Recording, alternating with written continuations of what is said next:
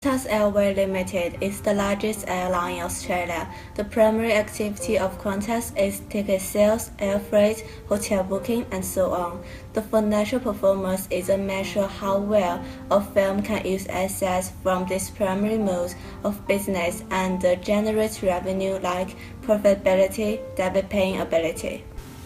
In 2016, the increased margins for QANTAS domestic and international, the QANTAS loyalty and group-wide return on invested capital of 23% because of the strategy from the QANTAS group.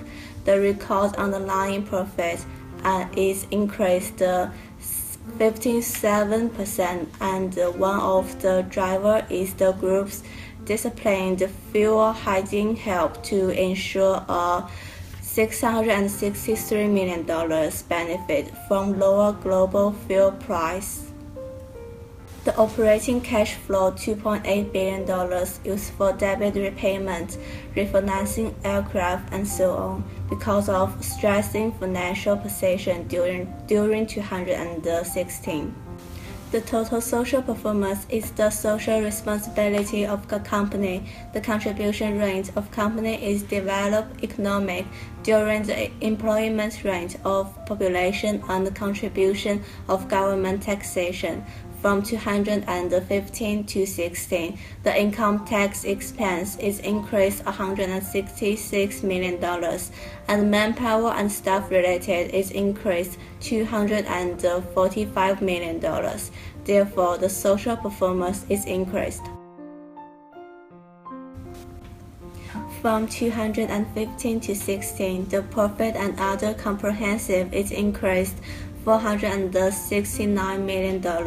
Other revenue and income is increased $113 million. Based on the data and QANTAS annual report, we can find the profit has slowly increased from 2015 to 16, and this leading to customer confidence decrease and the travel demand softened until the middle of 2016, then resurgence. At the same time, QANTAS grows their internal market like their key Asia-Pacific training partner because Asia will be an engine room of air travel demand, and transformation is making QANTAS cost competitive and become a more agile company because of new technology, digital platforms, and data analytics. Extraordinary events are unusual and infrequent in nature and usually explained further in the notes to the financial statement. Non-recurring events refer to an entry that appears on a company's financial statement that is unlikely to happen again. This event is not day-to-day operations. Based on the definition and the information, this is easily to find. The difference is not related to these two events. New leasing accounting standard AASB 16 will be enforced from 2019, but until 2017, QANTAS annual report still using AASB 17, which is the old standard. The difference between new and old are the new standard required older leases on the balance sheet and it changes the profile of the lease expenses each year. However, in the previous standard was that the core assets of the business, for example, aircraft of QANTAS, did not need to appear on the company balance sheet. Only two exceptions of the standard there are short-term lease, which mean less than 12 months, and the lease of small assets with a revenue of $5,000 or less when it's new, or other leases will bear on the balance sheet. Most of the airlines find they will breach their financing agreement once the new standard apply. Also, all the agreements should be reviewed to see whether there are any provision of contingent rent, renewal, purchase options, maintenance, or other service, which may affect the calculation of the lease liability.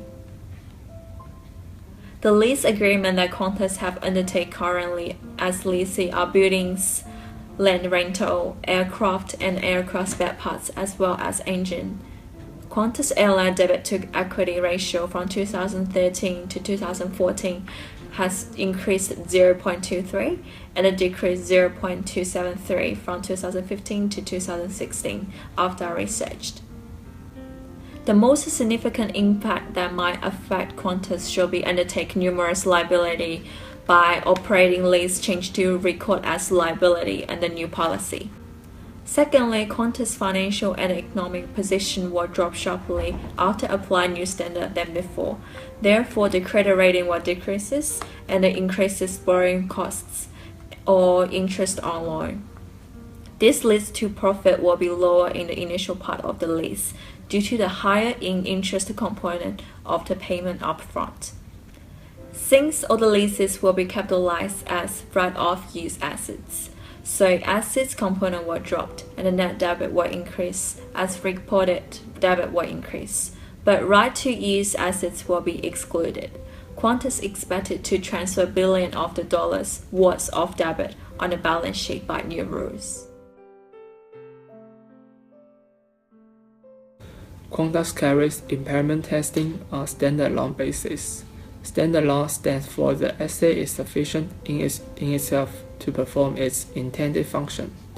After being tested on a standalone basis, the Qantas internationally cash-generating units requires the write-down of $2.6 billion from 2014 to 2015.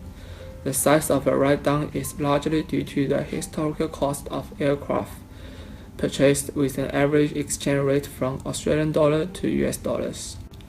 Cash-generating unit is the smallest group of assets that independently generates cash inflow. Cash-generating units of intangible assets and goodwill from Qantas can be calculated by using estimated net cash flow used in determining recoverable amount, are discounted to their net present value using a pre-tax discount rate that reflects current market assessments of the time value of money and the risk specified to the assets. Qantas' criterion for cash-generating units is lowest aggregation of assets that generate largely independent cash inflows.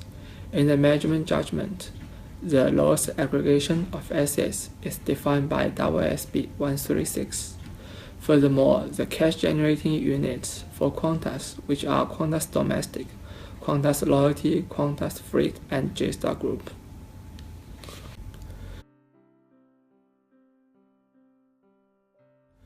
According to the annual report, the property, plant, and equipment for Qantas are measured at the cost, which is $11.67 billion for 2016 and $10.715 billion for 2015. A cost model is calculated by cost less accumulated depreciation less accumulated impairment loss if impaired before, which is a downward adjustment, while a revaluation model is calculated by re-evaluating its fair value and contains both downward and upward adjustment. So, revaluation is to be preferred to provide a true and fair representation because it represents the price that will be received to sell an asset or pay to transfer a liability in an orderly transaction between market participants as the measurement date. End of the report. Thank you for listening.